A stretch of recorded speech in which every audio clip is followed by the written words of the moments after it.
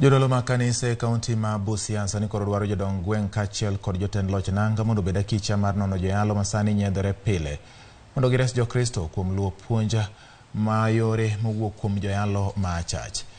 Jotend kanise gi koro dwaro ni owinjore kata wach ni owinjore oket chike matayo kanise ma pacho ka gikwedo puonj mar kanisa mar Good News International ma itayo kod jalo magalagala Paul Mackenzie mabende itudo kod tho mar oganda mathoth.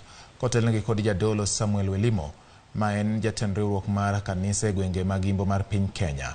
Omedo wacho ni tinde maundu kachiel kod achudhi oseloko kanise kuonde mag ohala. Wakosa kumwabudu Mungu wa kweli. Kwa maana hawatajua ni nani mchungaji mzuri, ni nani mchungaji mbaya.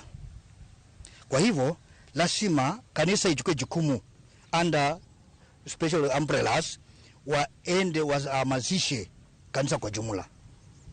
Kwa sababu Kenya ni nchi ambayo watu wanaabudu freely, lakini nakuja kupata kwamba kuna vikosi vingi vya ibada. Kanisa ambalo aliko chini ya umbrella linafaa lijulikane ya kwamba liko kwa umbrella.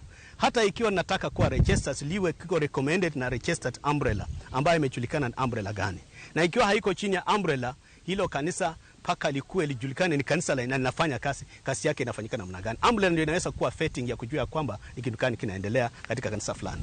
Nyumba 10 kasi yetu ni kujua ni nani aliyoko katika area yetu na nani kitu gani kinaendelea, na kanisa hili ambalo lilioko hapa sio kwenda no one can assess and assess the Holy Spirit or the spirits, but utajua ni kitu gani kinaendelea katika area.